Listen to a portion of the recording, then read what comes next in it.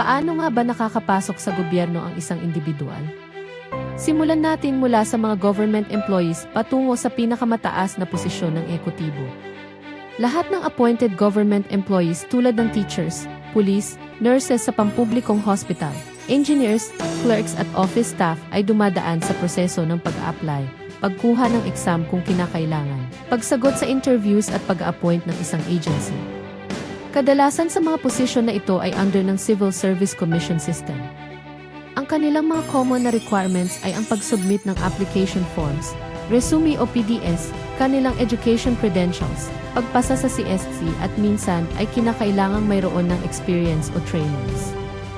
Ang iba naman sa mga posisyon na ito ay nire-require ng special licenses tulad ng LET license para sa mga guro, bar exam para sa mga lawyers at nursing board exam para sa mga nurses.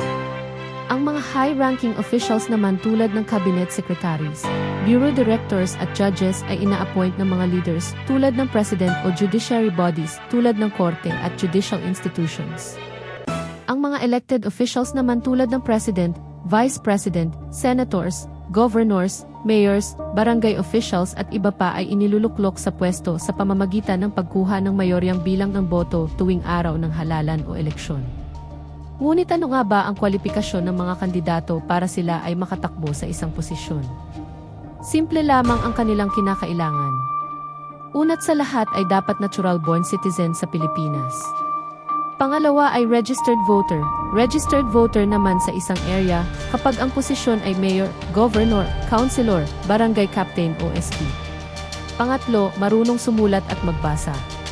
Pang-apat, nasa wastong edad base sa kanilang tinatakbuhang posisyon. Panglima ay dapat nakatira na sa Pilipinas sa loob ng kinakailangang bilang ng taon depende sa posisyon na kanilang tinatakbuhan. Bilang isang pribadong empleyado at pribadong individual na kumakayod. Iba-iba man ang kwalifikasyon at requirements na ating kinakailangang ipresenta at patunayan sa mga pribadong kumpanya at kanilang mga employers bago makapasok, ay alam pa rin nating hindi agad tayo makakahiling ng mas mataas na posisyon at sweldo sa isang kumpanya kung wala tayong sapat na kakayahan, kaalaman at katunayan na tayo ay karapat-dapat at may kakayahan sa posisyon na iyon. Kung ang mga profesional na mga individual ay kinakailangang mag-aral, mag-training at pumasa sa licensure, upang sila ay maging kwalipikadong makapasok sa pampubliko o pampribadong mga kumpanya. Bakit hindi rin ito ipatupad at isabata sa mga matataas na posisyon ng gobyerno? Kung ang kwalifikasyon para sa matataas na posisyon sa gobyerno ay kayang takbuhan at pasukin ng isang tambay na individual nang hindi man lang pinagpapawisan, bakit hindi rin ito itulad at gawin para sa mga profesional na individual na balak magtrabaho sa pampubliko at pribadong kumpanya?